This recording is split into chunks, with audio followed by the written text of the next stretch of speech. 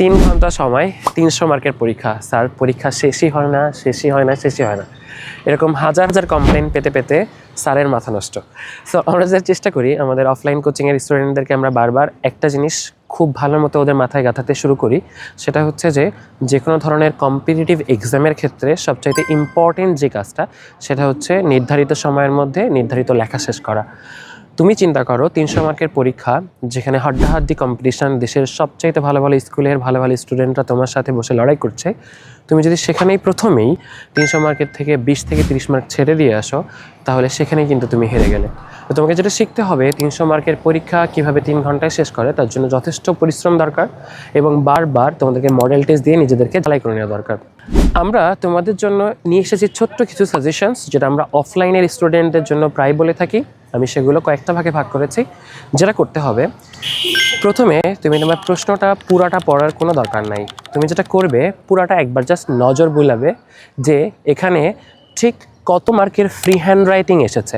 প্রত্যেক পরীক্ষায় কিছু ফ্রি হ্যান্ড রাইটিংয়ের জায়গা থাকে, যেমন মনে করো ভাব সম্প্রসারণ, তারপর কমপ্লিটিং দ্য স্টোরি, তারপর অনুচ্ছেদ লেখা বা লেটার রাইটিং। তো এই ধরনের ব্যাপারগুলোতে তুমি যখন দেখবা যে আমার টোটাল ফ্রি হ্যান্ড রাইটিং এসেছে 60 মার্কের, তার মানে ফ্রি হ্যান্ড রাইটিং এবারের পরীক্ষা একটু বেশি।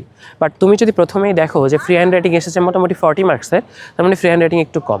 ফ্রি হ্যান্ড রাইটিং বেশি হলে তোমাকে যেটা করতে হবে, প্রথম থেকে বেশ ভালো একটা স্পিডে লেখা শুরু করতে হবে।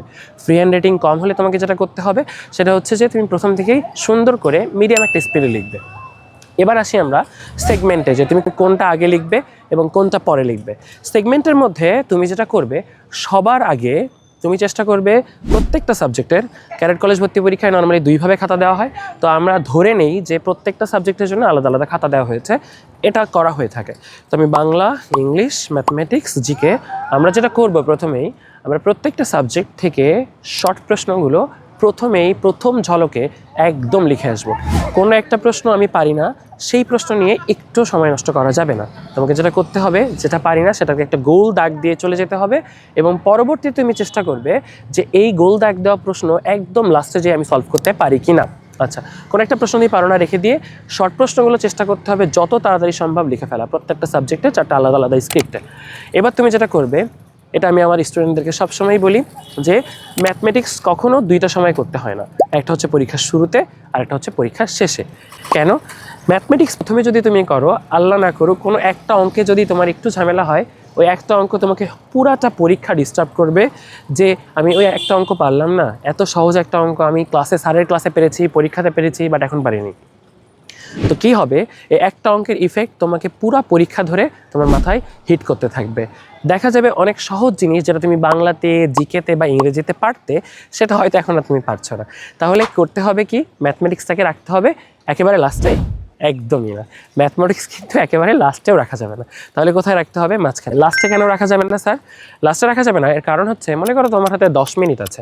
এই 10 মিনিট সময়ের মধ্যে তুমি মনে করলে যে আমি 10 মিনিট সময়ের মধ্যে 2টা অঙ্ক করব আর একটা ফ্রি হ্যান্ড রাইটিং লিখবো। তুমি ভেবে দেখো, যখন 10 মিনিট থাকে, অলরেডি তোমার মাথা অনেক বেশি প্রেশারাইজ থাকে। তুমি চাইলেও এই 10 মিনিটের মধ্যে 2টি অঙ্ক মেলানো খুব বেশি কঠিন হয়ে যাবে, কারণ অঙ্কের জন্য আমরা জানি মাথা রাখতে হয় একেবারে ঠান্ডা। তাই এসব কারণের ওপর বেস করে, অনেক ধরনের অভিজ্ঞতার আলোকে আমি আমার স্টুডেন্টদেরকে সবসময়ই বলি যে তোমরা ম্যাথমেটিক্স করবে পরীক্ষার মাঝখানে। আচ্ছা, তাহলে ম্যাথমেটিক্স করার আইডিয়াল টাইম কখন? তুমি তোমার সব শর্ট কোশ্চেন লিখে আসছো, অন অ্যারাউন্ড 20 থেকে 25 মিনিট লাগবে সব শর্ট কোশ্চেন লিখে আসতে। এরপর তুমি ঠান্ডা মাথায় ম্যাথমেটিক্স করতে বসো। ম্যাথমেটিক্স করতে বসে তুমি কোন ম্যাথটা সবার আগে করবা? যেটা সবচেয়ে কঠিন, নাকি যেটা সবচেয়ে ইজি, নাকি যেটাতে মিডিয়াম তোমার একটা সন্দেহ আছে? অবশ্যই অবশ্যই অবশ্যই ম্যাথমেটিক্সে যেই ম্যাথগুলো তুমি একদম শিওর যে এই ম্যাথের প্যাটার্নটা তুমি জানো, এটা তোমার নোন একটা প্যাটার্ন থেকে এসেছে, সেগুলো দিয়ে তুমি তোমার ম্যাথমেটিক্স শুরু করবে। যেই ম্যাথগুলো পারবে না, কোনো ধরনের চেষ্টার মধ্যে যাবে না, একটা করে গোল দিয়ে চলে যাবে, যাতে পরবর্তীতে তুমি খুঁজে পাও যে এই ম্যাথমেটিক্সে আমি কিভাবে শেষ করতে পারবো। আচ্ছা, এখন চলে আসি আমি, ম্যাথমেটিক্স তোমার শেষ, এবার তুমি কী লিখবে? আমাদের পরীক্ষাতে কিছু ব্রড কোশ্চেন্স থাকে, যেরকম বাংলাতে আমাদের 3 মার্কের কিছু প্রশ্ন থাকে, যে যেরকম মিনুর বাবা যে মারা গিয়েছিল, তো বা মিনু যে হলদে পাখি দেখে বাবার কথা মনে করলো, এটা কেন বা এর কারণ কি, ব্যাখ্যা করো। এই ধরনের প্রশ্নগুলো তখন তুমি লিখবে। যদি সায়েন্স বা ইংলিশে এই ধরনের কিছু প্রশ্ন থাকে, এটাও তুমি তখন শেষ করে ফেলবে।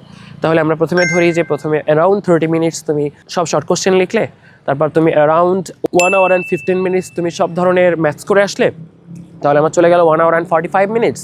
বাকি যে 15 মিনিটস, এই 15 মিনিটসে তুমি ব্রড কোশ্চেনগুলো লিখে নিলে, আর তোমার বাকি থাকছে শুধু ফ্রি হ্যান্ড রাইটিং। তাহলে ফ্রি হ্যান্ড রাইটিংটা আমরা কখন করবো? এই যে বাকি 1 hour 15 minutes এর মধ্যে আমরা ফ্রি হ্যান্ড রাইটিংটা করবো। তুমি সবসময় যা প্ল্যান করবে তাই যে এক্স্যাক্টলি হবে এরকম কোনো কথা নেই।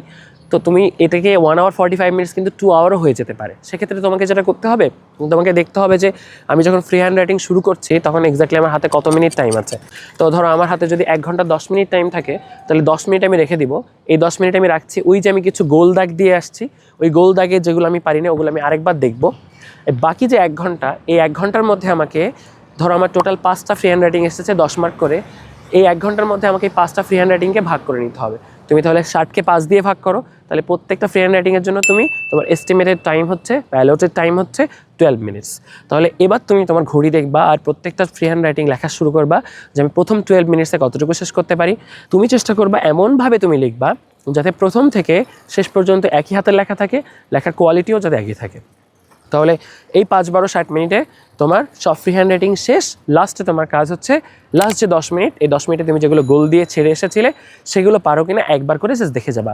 অনেক সময় এরকম হয় যে পরীক্ষা অনেক ভালো হলে আমাদের ব্রেন এত বেশি ফ্লো স্টেটে চলে যায়, এত ভালো কাজ করে, ওই সময় অনেক কিছু প্রথমে হয়তো আমাদের মনে পড়ছিল না, এটা শেষে মনে পড়া শুরু করে। তো এভাবে যদি তুমি লিখতে পারো, আই গেস তোমার চাইতে অন্য কেউ ভালো পরীক্ষা দিবে না, আই ক্যান গ্যারান্টি। আমাদের অফলাইনে যারা স্টুডেন্ট গত 2 বছর ধরে আমরা সেম রুল ফলো করেছি। আমার যেটা বিশ্বাস, অন্য কোনো কোচিং হয়তো এরকম হাতে ধরে তোমাদেরকে কখনোই শেখাবে না যে তুমি এই 3 ঘন্টা কীভাবে ইউটিলাইজ করবা, কোনটা কখন লিখবা, লাস্টে 30 মিনিটস থাকলে সেটাকে কীভাবে ডিভাইড করে নিবা। সো ইনশাল্লাহ আমার তোমাদের প্রতি দৃঢ় বিশ্বাস, এবার প্রে পাওয়ার একাডেমির বাচ্চারা খুবই ভালো রেজাল্ট করবা। ইনশাল্লাহ তোমাদের সাথে আবার কোনো একটা ভিডিওতে দেখা হবে।